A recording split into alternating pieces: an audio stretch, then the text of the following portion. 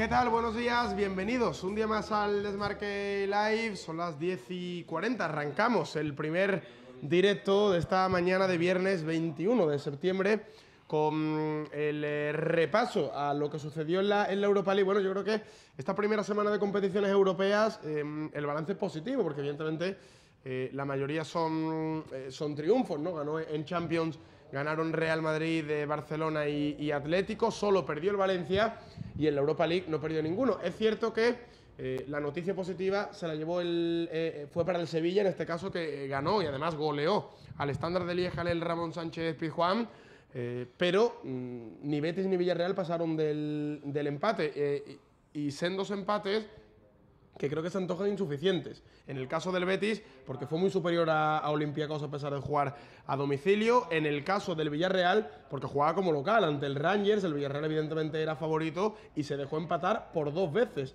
Problemas en defensa para el equipo de Javi Calleja. Fran Ortiz, ¿qué tal? Muy buenas. ¿Qué tal? Muy buenas, Chema. Pues sí, la verdad es que si lo miramos de forma general, como tú decías al principio, el balance es positivo, ¿no? Teniendo en cuenta un poco el rendimiento que han tenido los equipos españoles a lo largo de estos últimos 3 días de competición, incluyendo la Champions y ahora también la Europa League. Yo creo que centrándonos un poco más en lo de ayer, estoy de acuerdo contigo en precisamente, sobre todo en el caso del Villarreal, ¿no? Que tenía un rival enfrente al que, entre comillas, es superior y al final no lo acabó demostrando sobre el césped de la Cerámica, empatando por 2 veces el equipo escocés y teniendo que sacar las armas a última hora Javi Calleja, aunque eso, como vimos, no fue suficiente. El Betis, bueno, sin demasiada profundidad arriba, pero con gran dominio de la pelota, aunque eso, como decimos, no fue suficiente. Y el Sevilla, pues evidentemente sí que se llevó esa parte positiva, ¿no? de la jornada europea, estrenando también ese nuevo horario que teníamos tanto en Champions como en Europa League. Un calor asfixiante y la verdad que en Sevilla, ¿eh? Sí, espectacular, ¿no? La temperatura, ya decían incluso que se podía cambiar el horario del partido, pero al final se jugó a esas 7:05 e incluso tanto a lo largo del primer periodo como incluso en el segundo, que ya el cansancio hacía todavía más mella, los jugadores se tuvieron que refrescar continuamente porque el calor era bastante importante. Bueno, como siempre, queremos que seáis partícipes de este live, y os animamos a participar a través de Facebook Live, a través también de Twitter, y que nos dejen sus comentarios sobre qué les pareció, por ejemplo, el Sevilla, si creen que la cara que ofreció ayer es una cara bastante mejorada a lo que venía ofreciendo últimamente, por ejemplo, en partidos como el derbi ante el Betis, o como el encuentro sobre todo ante el Getafe, que fue probablemente el peor del Sevilla. Que nos cuenten también qué le faltó al Betis en Atenas, qué les pareció el equipo de Quique Setién, y si comparten, ¿no?, ese análisis un poco que hicieron ayer los compañeros aquí en el Desmarque Live después de los partidos de Europa League, y que también vamos a hacer hoy, ¿no? Si comparten esa falta de profundidad, ¿no?, del Betis, o esa falta sobre todo, ¿qué diría yo?, de maldad en los metros finales, ¿no? Ser un equipo que domine las áreas, por ejemplo, para ganar los partidos, ¿no? En el caso del Betis es cierto que prácticamente no sufrió, pero le faltó eso. No sé qué vieron o qué piensan ustedes, y además, bueno, sobre el Villarreal, ¿no?, que también jugó ayer, y el equipo de Javi Calleja pues pinchó. Por ejemplo, la gran noticia es que tiene un potencial ofensivo tremendo el Villarreal con Vaca y con Gerard Moreno. Sí, con Ekambi también, incluso. Pero claro, luego problemas atrás importantes que originaron finalmente el empate del Rangers, ¿no? Por empezar por un orden cronológico, empezamos con el Sevilla, que fue el primero que jugó, también el Villarreal, ¿no? Sí, el Villarreal también jugó a las 7:05. Efectivamente. Empezamos con el Sevilla, el triunfo del conjunto nervionense. Creo que 2 partes bien diferenciadas, porque hay una primera parte en la que al Sevilla le cuesta muchísimo, pesar de adelantarse por 2 veces en el marcador. De hecho, concede el momentáneo empate a 1 en un despiste generalizado defensivo en una jugada a balón parado. Pero es cierto que en la segunda parte se une que el Sevilla pisa el acelerador y que el Standard de Lieja directamente abandona al Ramón Sánchez Pizjuán. Sí, prácticamente se tiró, ¿no?, del partido, sobre todo con ese 3-1, ¿no? Que yo creo que fue fundamental para que los belgas se deshicieran, ¿no? de ese partido que tenían hasta el momento, por lo menos lo podían pelear. Y otra clave fundamental fue el tanto del Mudo Vázquez, que nada más empatar el conjunto belga, se echó de nuevo el equipo a la espalda. Y qué golazo, ¿eh? Los dos primeros del Sevilla, Banega y Franco Vázquez. Sí, tanto Banega como el Mudo destaparon un poco ahí el tarro de las esencias para abrirle la tapa para el Sevilla y así determinar un partido en el que, como decíamos ayer en la previa, aquí en esta casa, el Sevilla tiene prácticamente un idilio, ¿no? con esta competición, y no solo con ella, sino también más concretamente con la fase de grupos, ¿no? No pierde desde 2010 en casa el equipo hispalense ante el PSG en aquel partido que acabó perdiendo 0-1. Y en definitiva unos números espectaculares, impecables los que presenta el equipo hispalense, y sobre todo, como tú decías, con el caso nuevamente de Ben Yedder, que sigue... Hay debate y a principio de temporada todo el mundo coincidía en que el 9 del Sevilla era Andrés Silva, se le había fichado para eso. Y sobre todo por ese estreno, ¿no? Del que tuvo en Vallecas, efectivamente, Liga. pero veremos si esta situación no se revierte, porque Ben Yedder es que el otro día sale en la segunda parte y le mejora la cara al Sevilla y es el principal foco de peligro, le anulan incluso un tanto, ahora 2 golitos de Ben Yedder en el primer partido de la fase de grupos de Europa League para el Sevilla. Ayer sí, como titular, Andrés Silva no lo fue. En fin, que igual Pablo Machín se tiene que replantear esta situación, o bien para pasar a jugar con 2 delanteros, o bien para que Ben Yedder le quite, ¿no?, esa camiseta de titular a Andrés Silva. Veremos qué pasa. Yo creo que es una posibilidad que ya de hecho el propio Pablo Machín planteó, no de inicio, pero sí en algún momento de partidos anteriores, y creo que es una idea que evidentemente le tiene que rondar la cabeza, porque creo que son 2 delanteros que se pueden complementar bien, porque además los dos en distintos momentos de este inicio de temporada han demostrado que tienen mucho gol, y eso precisamente es lo que al Sevilla le puede dar punch, ¿no?, en esta parte tan importante de la temporada, en la que, recuerden, el próximo rival es el Levante, pero después en la jornada intersemanal recibirán al Real Madrid en casa, que viene invicto, ¿no?, de esa competición, a pesar del empate logrado en San Mamés. Bueno, pues veíamos las imágenes también de la llegada de aficionados del estándar de Lieja. El Ramón Sánchez Pizjuán, evidentemente, pues su equipo no estuvo a la altura y terminó cayéndose durante el transcurso del partido. Hay una muy mala noticia en el Sevilla, o hay varias malas noticias en el Sevilla en forma de lesiones, porque empieza a ser, y yo creo que en este caso el discurso, las explicaciones de Pablo Machín son absolutamente certeras, ¿no? Efectivamente, y la queja. Yo creo que esto es fruto única y exclusivamente de la mala suerte. Aquí no se puede hacer nada. Escudero, Gabriel Mercado, ahora, Gonalons también en un entrenamiento, y ahora Amadou, cuando precisamente volvía de una lesión y ya estaba disponible y formaba como titular, y creo que era recibido con los brazos abiertos, ¿no?, por el entrenador, porque sobre todo porque ese tipo de perfil de futbolista no lo tiene, el ¿no? Sevilla necesitaba un centrocampista así, a lo mejor para acompañar a Banega y liberarle un poco en ese doble pivote. Pues ahora Amadou también con una lesión traumática, en este caso el codo, al igual que le pasó a Sergio Escudero, y directamente, bueno, pues se lo llevaban al quirófano en la noche de ayer para operarle, porque no se lo pudieron, no pudieron reconducir la situación un poco allí en el estadio Ramón Sánchez Pizjuán, los servicios médicos del Sevilla. Otro que se cae, y esto ya empieza a ser bastante llamativo, y no hablamos de lesiones musculares, que aquí sí que podría haber un componente, bueno, de mala preparación física, de muchas cosas, ¿no? Muchos factores, pero en este caso que son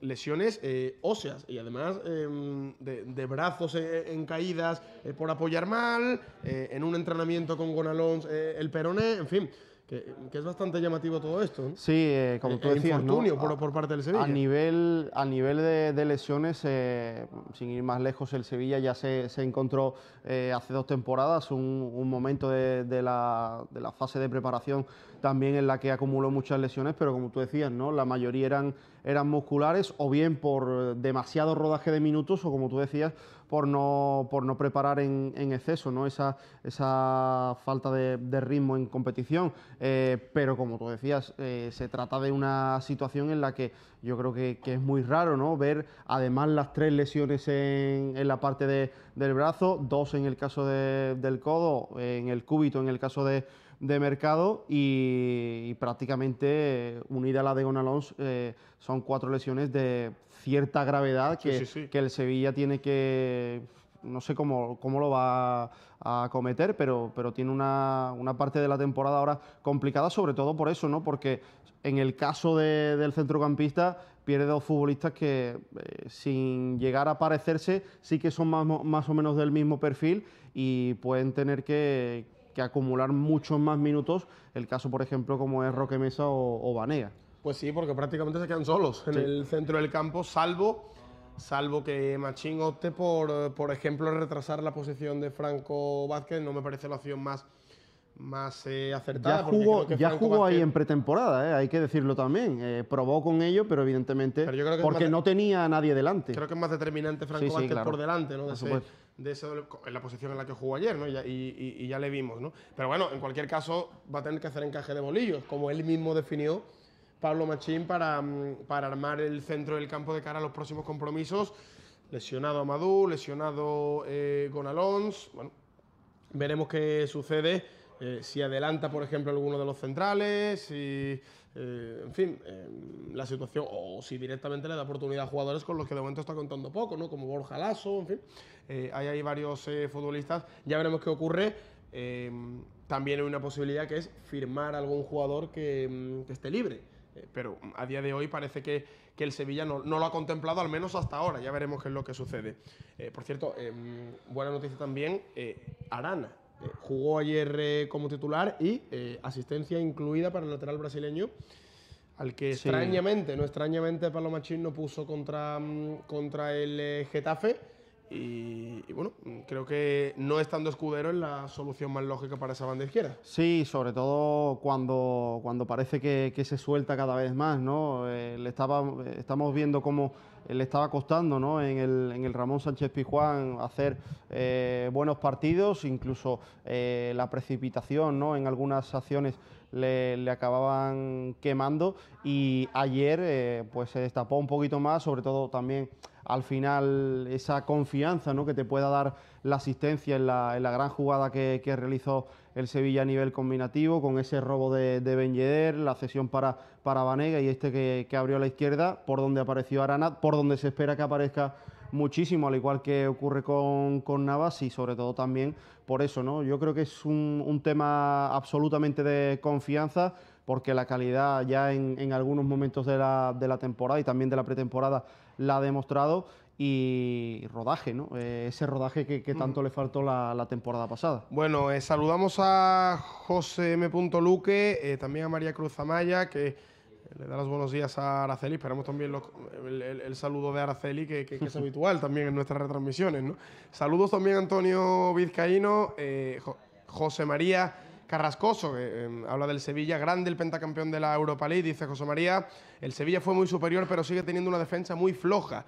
Y otra lesión de brazo, lo normal es que se lesionen en las piernas, en el tobillo, rodillas, rotura de fibra. Sí, pues sí, lo hemos comentado. Sí, es lo que hemos comentado, ¿no? Es esto muy habitual, y es el infortunio que se está encontrando el Sevilla en este inicio de temporada. 2 o 3 pincelitas del Betis y ya dejamos este primer bloque de repaso, ¿no? a la Europa League. A los equipos españoles en la Europa League, luego entraremos en un análisis más detallado, pero rotaciones en el equipo de Setién en Atenas, cambios. Me parece algo lógico y normal, teniendo en cuenta que hay una plantilla compensada, ¿no? Y hay futbolistas que perfectamente, que se quedan en el banquillo, pero perfectamente podrían ser titulares. Por ejemplo, había ganas de ver a Lo Celso ya como titular en el Betis, descanso para Mar Bartra, en este caso, cambio en la portería también. En fin, en la delantera, rotaciones de Setién, que se puede decir que el nivel futbolístico del equipo tampoco bajó. El Betis fue superior a Olympiacos, pero la realidad es que 5 partidos del Betis disputados hasta la fecha oficiales, un solo gol a favor, el de Joaquín en los compases finales del derbi. Sí, al final le ha servido, ¿no? Y de momento el Betis le está sabiendo sacar rédito, ¿no? Porque casi siempre, si no consigue la victoria, como en el caso del derbi, al menos consigue el empate y por lo menos suma, ¿no? Ante esta falta de gol. Yo creo que va a ser una situación circunstancial para el Betis, porque ya la temporada pasada, incluso con, para mí, peor equipo, demostró que podía estar a la altura, y evidentemente esto son cuestiones de rachas. Un día no te entra nada y al siguiente las enchufas todas. Yo, en el caso del Betis, es verdad que tú, por ejemplo, has destacado el papel de Lo Celso. Para mí, mucho mejor en la primera parte que en la segunda.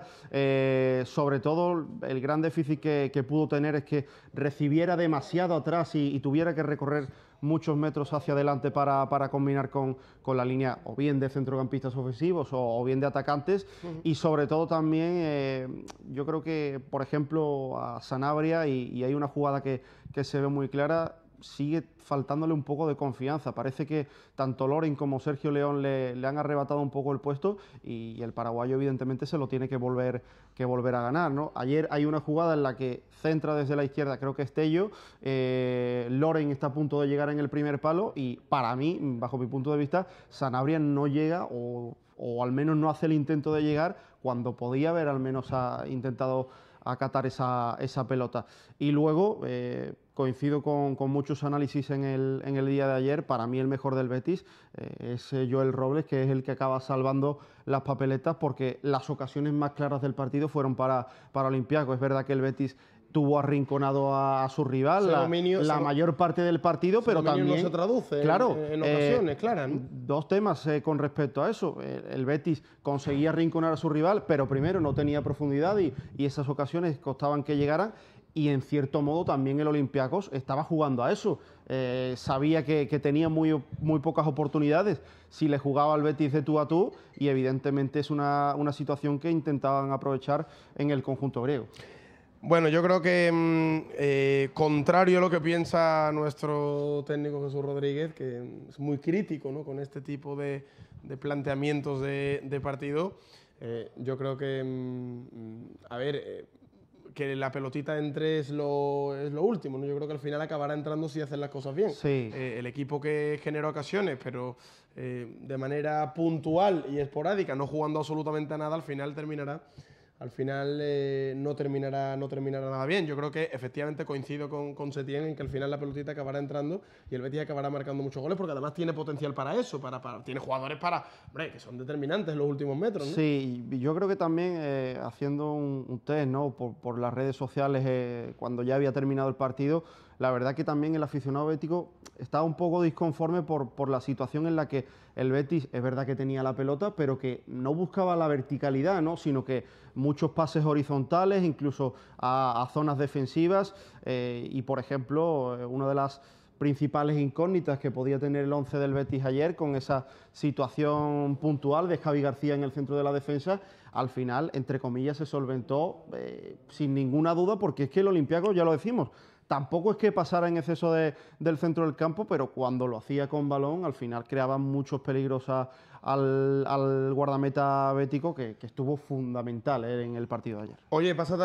un ratito por aquí y me cuentas el lío entre la Federación y la Liga, ¿no? Ahora volvemos para hablar un poquito de ese Girona Barça. Por el partido de Estados Unidos, que, bueno, opinión distinta según a quien se consulte, ¿no? Sí. Por un lado la opinión de la Federación, por otro la de los equipos y la de la Liga. Que sí he convencido que ese partido se va a jugar allí, y a día de hoy tiene pinta de que está muy lejos esa posibilidad.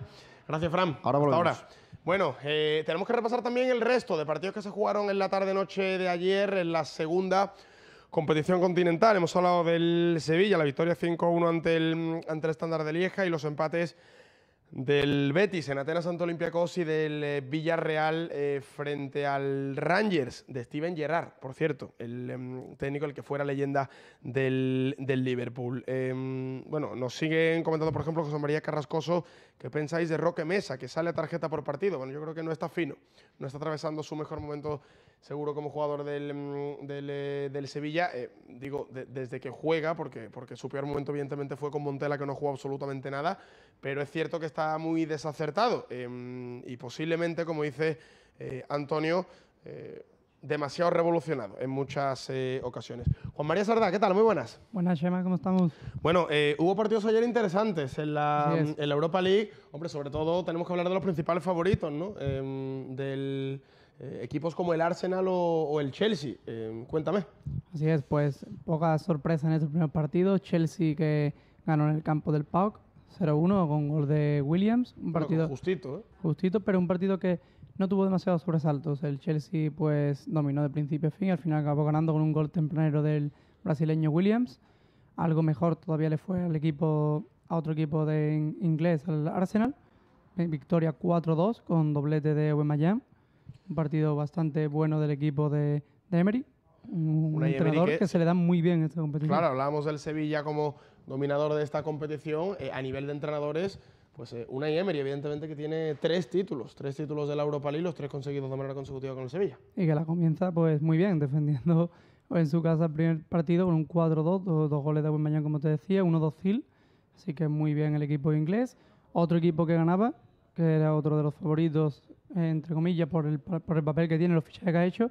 Y uno de los fichajes que le salvaba la cara es el Milán, campo del Dudelange, 0-1, gol de Higuaín. Un partido que no fue muy brillante, pero que al final le basta con un tiro de fuera del área para resolver el encuentro.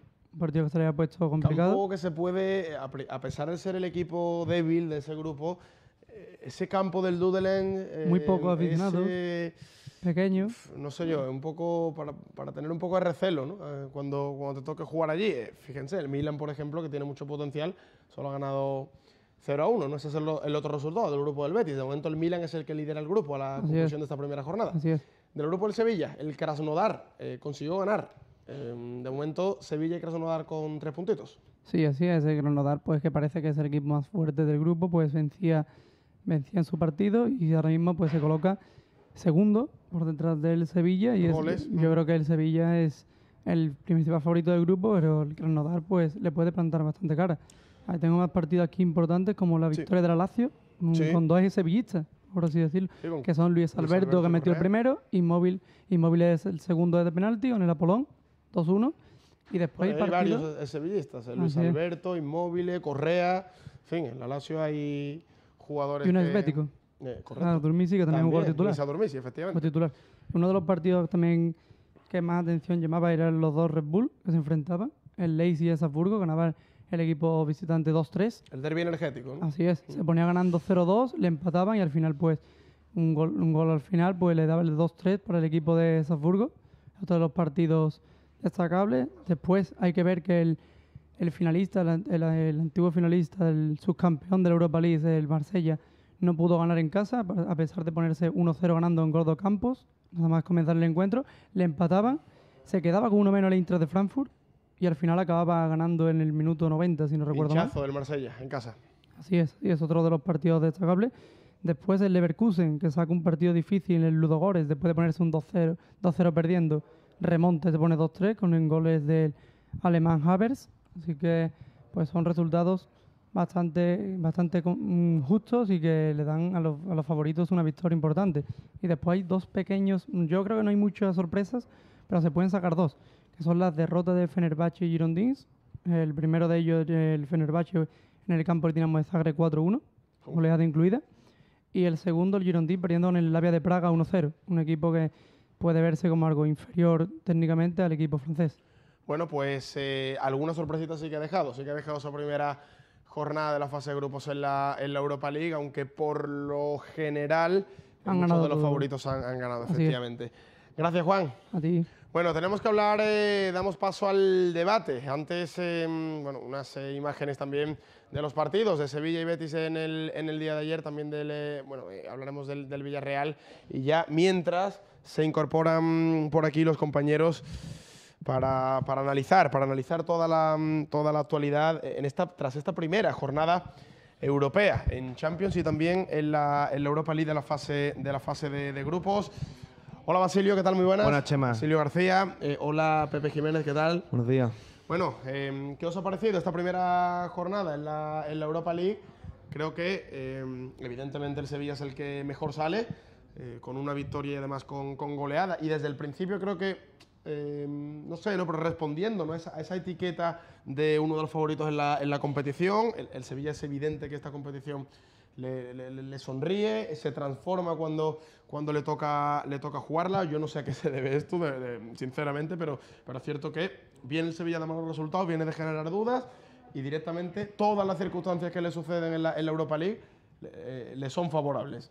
Y luego los empates de Betis y Villarreal, creo que más preocupante el del Villarreal, porque el Betis mostró un buen juego, aunque el principal foco de preocupación en el Betis es precisamente esa falta de pegada o falta de capacidad resolutiva en los últimos metros, pero el Villarreal se atasca sobre todo con problemas defensivos. Basilio. Sí, bueno, yo tuve la oportunidad de presenciar en el estadio el partido del Sevilla y, como bien dices, parece que le viene como anillo al dedo. Es como el Sevilla en la Europa League, es como meter la mano en un guante hecho a medida, y así fue el partido de ayer. Un partido en el que realmente tampoco es que jugara especialmente bien, pero con una segunda parte bastante aseada, tuvo la oportunidad de golear al Standard de Lieja, que a priori al menos es el equipo con más historia de los que tiene en su grupo. Del resto de partidos, el empate del Betis a priori es bueno, teniendo en cuenta cómo se sucedió el partido, los 20 minutos que estuvo con un jugador menos. Da la sensación de que el Betis podría haber dado un golpe encima de la mesa en Grecia y haber prácticamente encarrilado la clasificación. Quizá decir encarrilado en la primera jornada es demasiado pronto, pero también es cierto que supuestamente el Betis se va a jugar ese segundo puesto con el Olympiacos. No deja de suponer un empate en el campo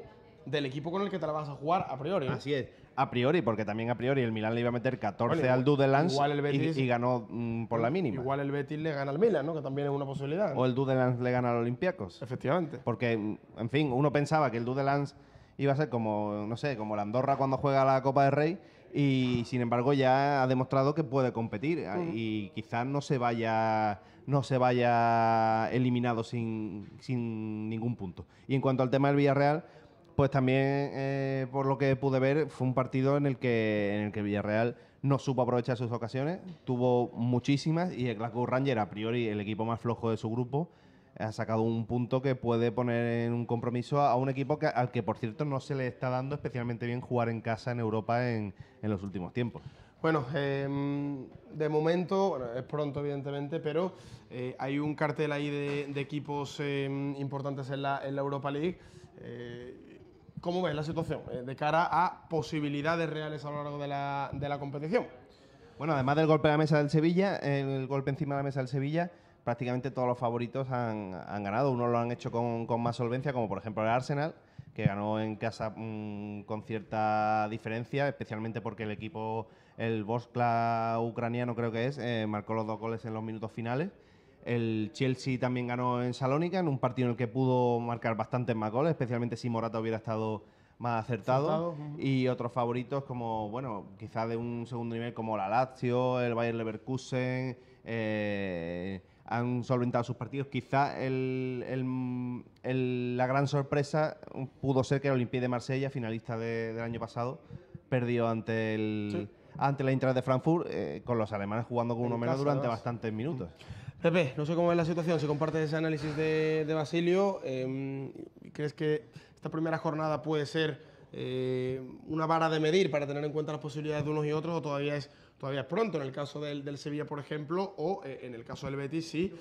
¿Crees que si tiene margen de mejora el equipo de Setién, y si tiene un problema verdadero a nivel de profundidad y de esa capacidad para generar ocasiones y hacer gol? Yo lo que veo es que la competición, como los sevillistas la conocen perfectamente, es una competición que es muy difícil, es muy complicada. Estábamos comentando el Bayer Leverkusen, que le costó un mundo ganar, el Chelsea, que ganó, sí, pudo meterle 6 al PAOK, pero no acierta. Es una competición altamente difícil, con el escudo no se va a ganar. Es verdad que el Sevilla ayer está muy bien, el Betis quizá, yo le estoy notando, y no solo ayer, sino en general en todos los partidos hasta ahora, mucho dominio del balón, mucha posesión. Es verdad que no le meten, pero le falta profundidad. No sé si compartí un poquito que le falta un poquito de meter mano, de un poquito de arriesgar. Lo comentaba Gaby en su crónica, con el freno de mano en esta competición no puedes ganar. Más presencia de 3/4 en adelante. Creo que el Olympiacos, más allá del estadio, que evidentemente es un escenario complicado, más allá bueno, de la historia. Era un rival, en mi opinión, teóricamente inferior al Betis. Tú miras la plantilla del Olympiacos de este año y está muy lejos de esas plantillas que jugaban la Champions. Creo que el Betis ayer podría haber dado un golpe. ¿Te parece mal resultado entonces el empate a 0? Yo creo que sí. Creo el del Villarreal? Y el de Villarreal, por supuesto. El de Villarreal es el peor, evidentemente. por El ser del en casa Villarreal, también. bueno, está ayer en el banquillo, era muy glamuroso, pero al final Pero no el juega. Ranger es un equipo inferior, muy inferior al Villarreal, y le empatan bueno, hay uno de los goles que es un despiste defensivo enorme. Esta competición es muy De complicada. todas formas, viendo los grupos y viendo también lo que ofreció el Olympiacos ayer, el Rangers, que alguno caiga eliminado en esta fase de grupos sería Es muy complicado. una decepción, un fracaso importante, ¿no? Sí, vamos, el Sevilla... Yo no lo contemplo directamente esa posibilidad. Yo creo que los tres van a pasar a la siguiente ronda. El Sevilla es de los tres el que creo que tiene el grupo más sencillo. Y luego sí es verdad que va a haber partidos clave, porque el grupo del Villarreal hay que tener en cuenta que los otros dos equipos que se enfrentaron son sus dos grandes rivales. En fin, cualquiera de los dos le puede dar un susto al Villarreal, que ya ha agotado buena parte de su crédito con este empate en casa ante a priori el rival más débil. Y al Betis le va a pasar un poquito lo mismo. Va a ser quizá la clave, el partido contra el Olympiacos en casa puede ser la clave del grupo para el Betis. Bueno, veremos qué ocurre. Pepe, Basilio, gracias por este ratito. Gracias a vosotros siempre. Bueno, para terminar, luego contamos más detalles sobre esa polémica entre la Real Federación Española de Fútbol y la Liga, porque la noticia es que vuelve a peligrar ese partido Girona-Barça en Estados Unidos y que a día de hoy la pinta es que no se va a jugar porque no dan el visto bueno ni la Federación, ni la AFE, ni la propia FIFA. Entonces, evidentemente, pues prácticamente podemos decir que la Liga se queda sola en esta propuesta. Las 11:11 hacemos un parón a partir de las 12 del mediodía. Lo contamos todo. Seguimos con la actualidad deportiva aquí en el Desmarque Live. Hasta ahora.